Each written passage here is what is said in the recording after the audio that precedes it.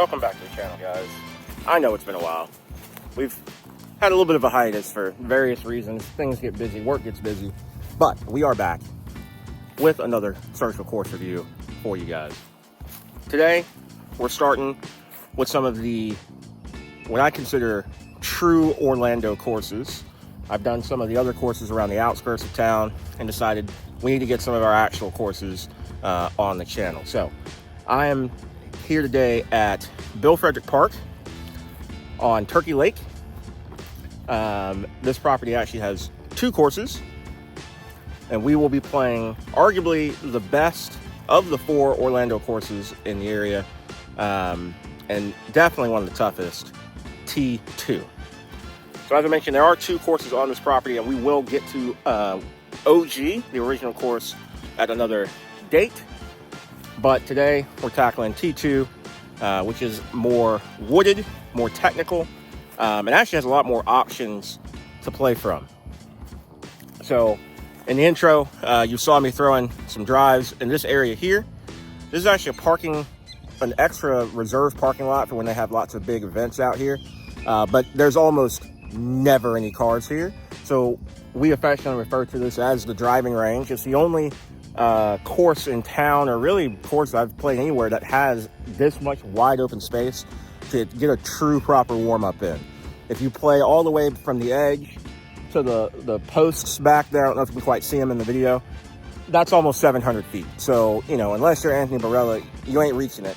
And it's very wide, so you have lots of room for air to really just air it out as far as you want. So I like to come out to this course just to go to the driving range and work on distance, work on form, and that sort of thing. Without further ado, let's make our way towards the courses.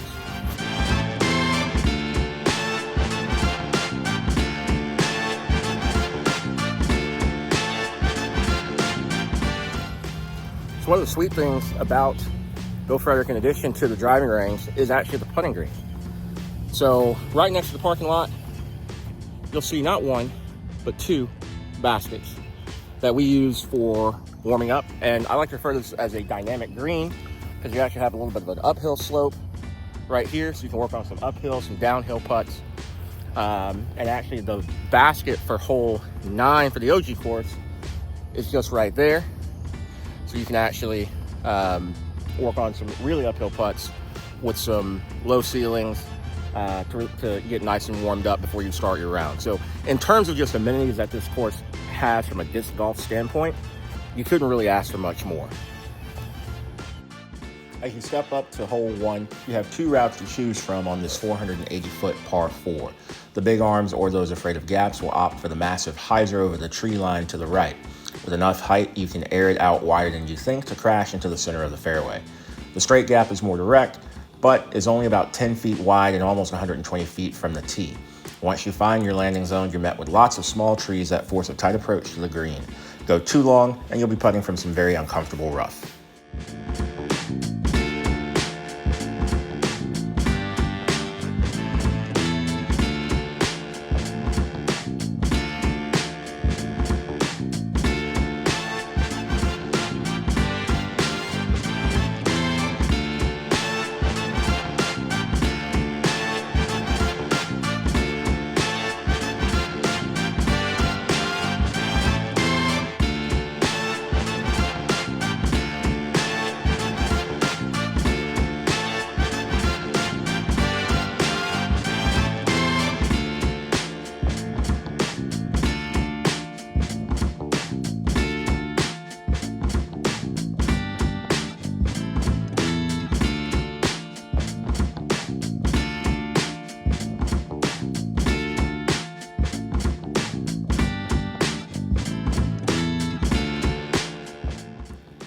Hole 2 is one of my favorite shots on the course. At 284 feet, it's a straightforward par 3, requiring a baby right to left shot that plays slightly uphill and can force some unintended nose angles.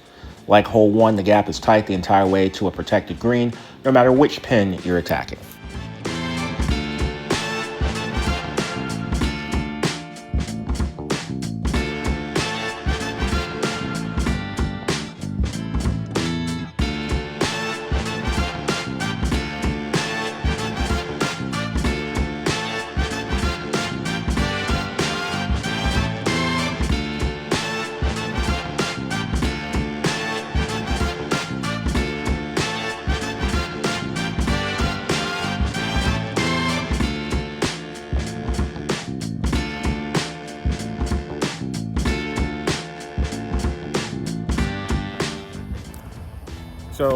as I mentioned in the intro, what I love about this course, there's a lot of things, but one of the things I really like about this course is the fact that you truly can cater it to your level of play. So there are 3 sets of tee pads on every hole, and actually on the par 4s and the par 5, a 4th tee pad, a green junior tee pad. And then additionally, recently we've added a second set of baskets on the course. So you have endless options in terms of what you want to play. Today we are playing from the tips, the blue tee pads, but we're actually playing the shorter baskets. In some cases, it's a slightly more technical shot. In other cases, a difference of 50 to even 100 feet in terms of what you're aiming at. The flyovers are mostly going to be the layout that we're playing. I will try to incorporate, if the tee pads for one of the other layouts is completely out of the blue, I'll try to do a little extra flyover, maybe do that as a side-by-side or something, just so you can get an idea of what those look like. But just know when you come out here, there are a lot of options. Play, if you have the chance to play multiple, definitely mix it up a little bit, because they're all fun, they're all different, and I just really love the variety out here. Hole 3 provides a cool path from tee to green as you move from the woods to the open back into the woods on a relatively short 275-foot par 3. You have one medium-length tunnel gap you must exit early, but need to be moving right late to then find the 15 to 20-foot wide entrance to the island of trees protecting the green. Over or under commit on that tee shot, and you may well find yourself in the out-of-bounds left or right. Also note the fairway moves ever so slightly downhill. Playing from the red tees, while you still have a similar woods to open to woods feel, it's more of a straight shot and you can see the pin the entire way.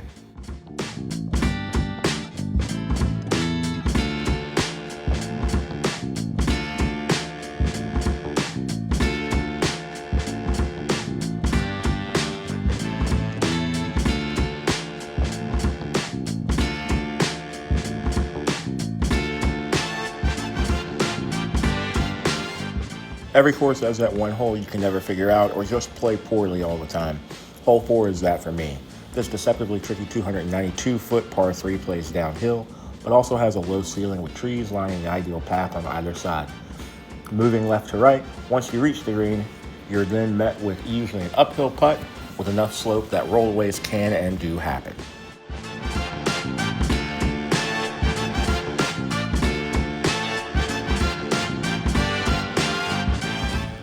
So one thing I will point out about the multiple layouts, the blue and red tee pads are concrete. However, some of the white tee pads are still carpet or natural. So just be aware of that. The most commonly used tee pads are the blue and the red. Some of the white tee pads are concrete. It's just not as consistent as the rest of the course.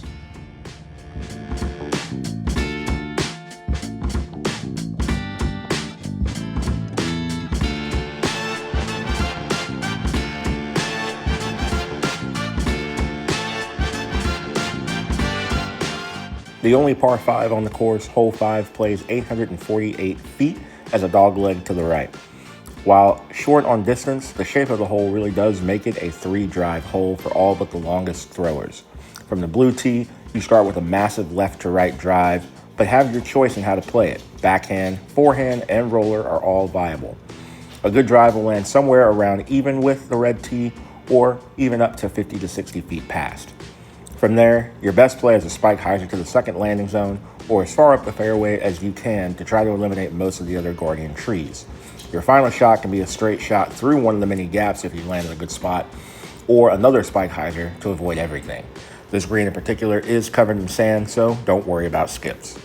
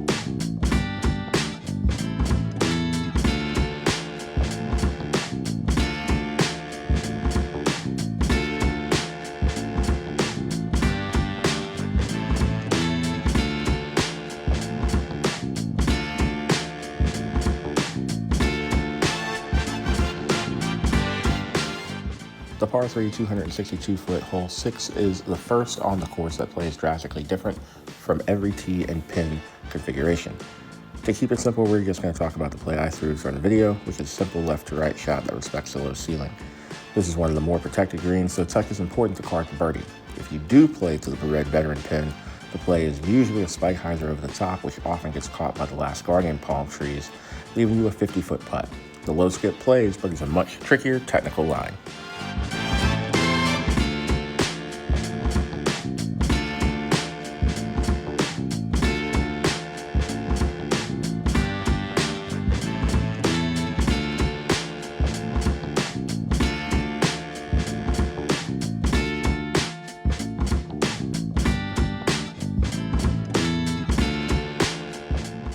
If you do decide to play from the white tee pads, this one in particular is a bit more hidden from the others. Take a left after the blue tee pad and follow the path. Here you'll find a shorter but much more technical option to play from.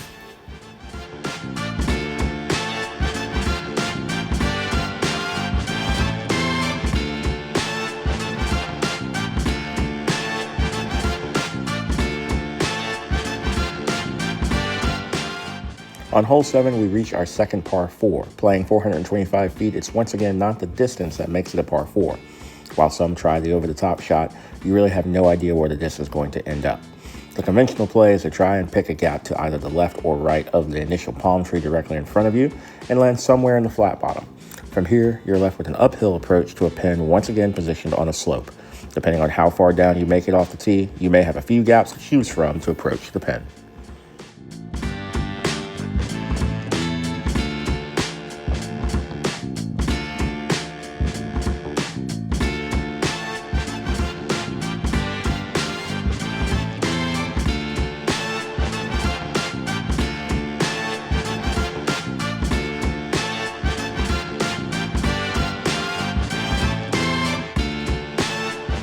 So one of the nice things about Bill Frederick Park is not only does it have two very nice disc golf courses, we'll shoot a video of OG, the original course, some other date, so stay tuned for that.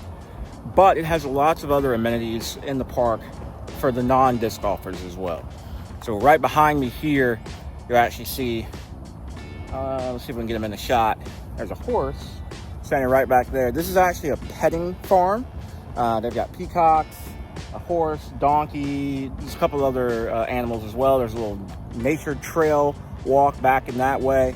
On the other side of the course back here, there's one of several playgrounds that are at this facility. They have a pool,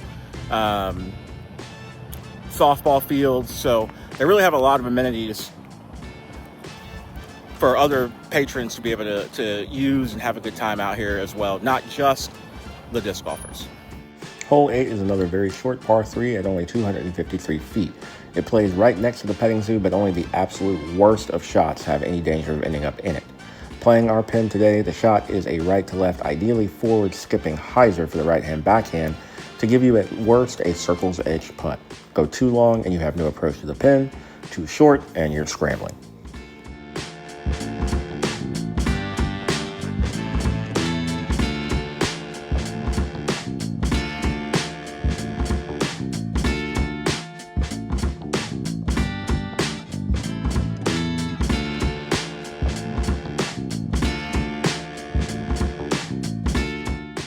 We finish up the front 9 with another favorite hole of mine just for the aesthetics. We're playing the 353-foot position, though both pins are par 3s. For the first time since hole 5, there's not really a gap to hit, but there is danger. The park entry road is ready to mark you OB if you take too big a kick to the right, while the rough on the left can make for a tricky approach if you push too far in that direction. Too long, the road comes into play once again.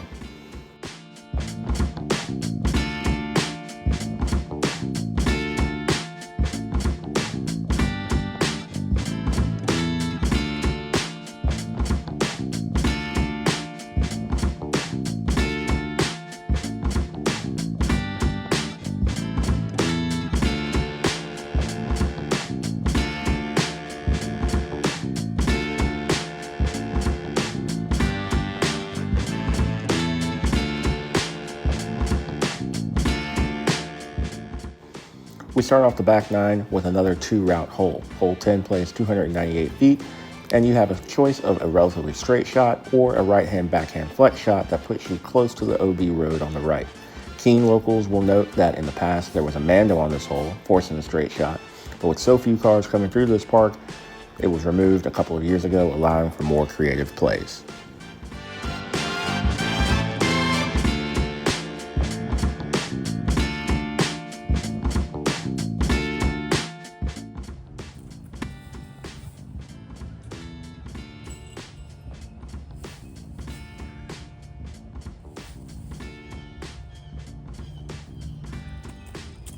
Did anyone else hear chains?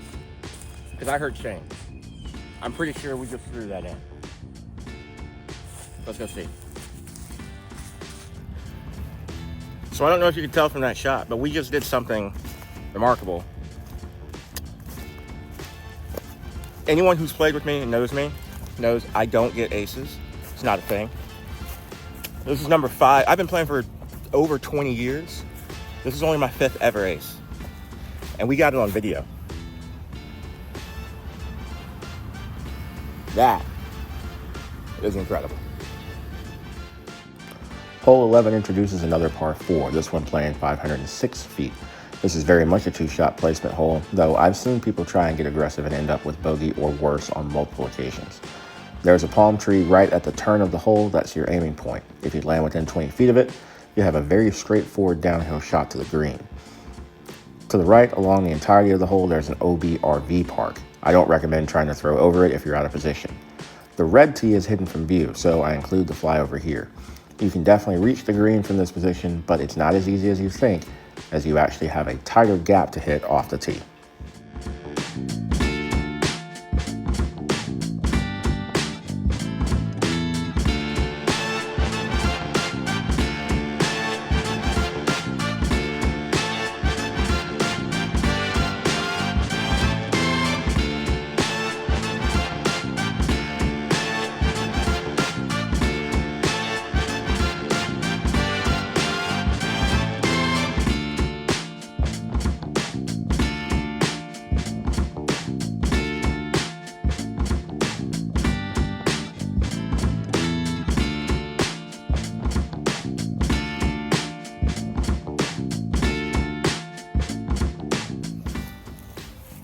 Still in a little bit of disbelief about getting that ace on hole 10. But as we move from hole 11 to 12, you'll notice behind me, there's an RV park. So if you're someone who likes traveling in an RV, or is considering coming down to Orlando for a disc golf trip specifically, and enjoy RVing, this is actually a great option. Like I said before, there's lots of other amenities in the park. You're very close to downtown in most of the theme parks. Obviously, if you stay on site, you have direct access to both courses. So pretty good deal overall. Highly recommend. Hole 12 plays 312 feet and is a slightly uphill par 3 moving left to right. You can't actually see the pin from the tee, even though it's a relatively short hole. Again, the RV park is OB on your right, and technically there is an OB sidewalk on your left, but it would take really bad luck to kick or roll that far. This next stretch of holes have the most open greens on the course, so take advantage.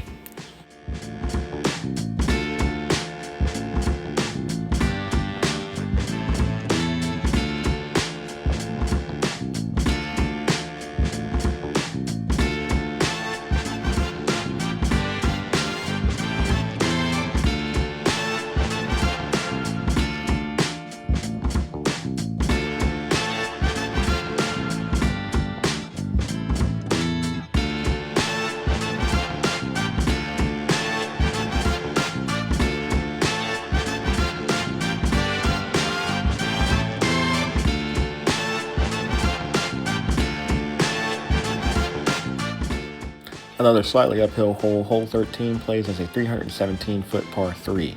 You're presented with a choice of 3 late gaps a little more than halfway down the fairway, and all are viable to get you to the pin. Once again, the green is pretty open, but there is some subtle slope that can lead to a rollaway or skip further away than you intend.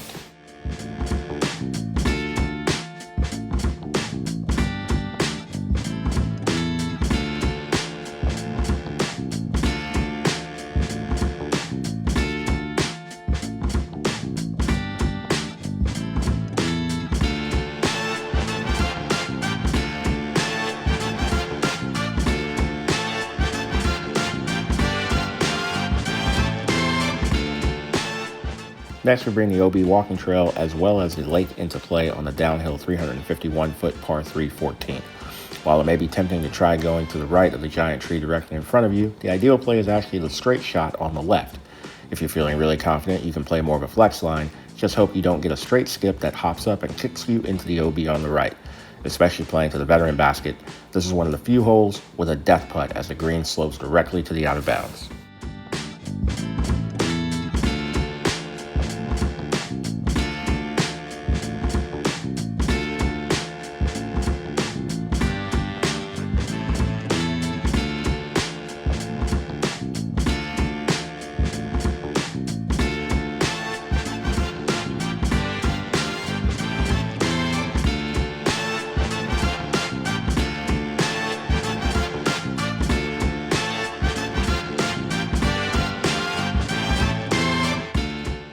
Similar to the 14th, the 15th is a 335-foot par 3, which once again brings that OB walking path into play.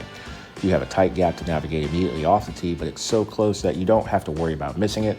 It just forces a specific line. Additionally, some low-lying branches early in the path prevent you from getting too much air under the disc.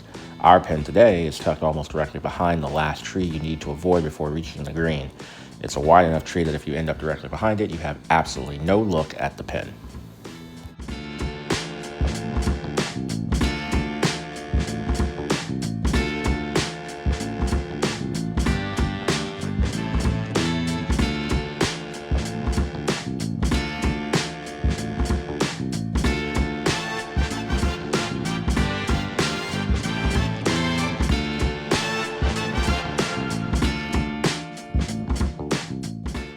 One of the most picturesque holes on the entire property, hole 16, is a 295-foot par 3.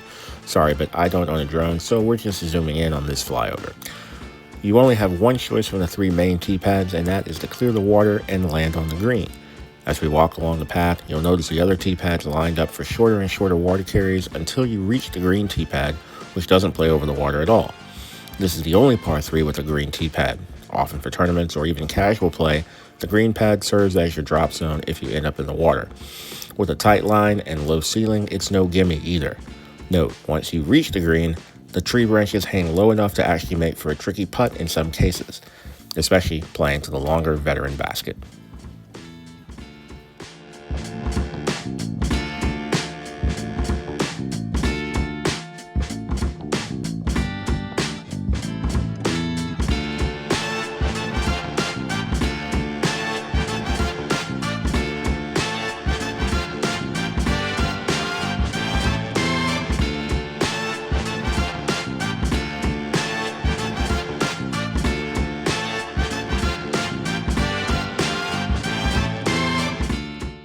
Hole 17 is our last par 4 on the course, playing 363 feet. Once again, it's not the distance that makes it a par 4. The pin is virtually unreachable from the tee. You're forced to throw a relatively flat right-to-left moving shot to the landing zone. While there are 2 late gaps, the best play is cutting in early towards the left gap. From here, you're then throwing very uphill to a pin that may not be easily visible. The elevation really forces the hole to play more like 415 rather than 360.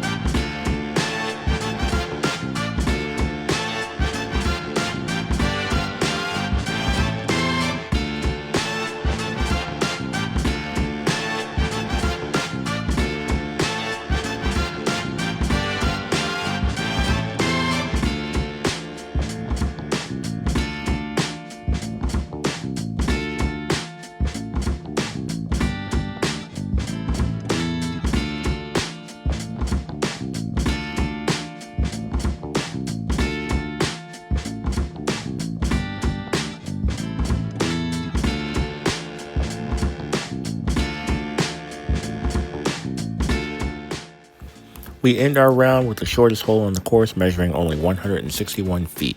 Similar to hole 10, this par 3 used to have a bando, which was removed a while ago, giving you a couple of choices.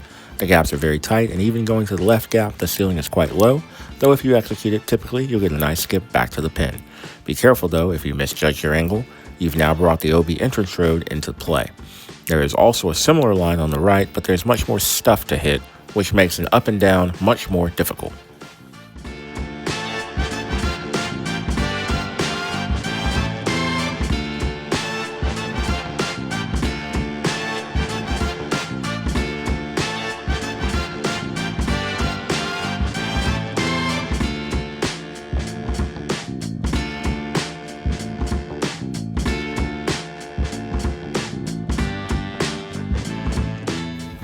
So there you have it.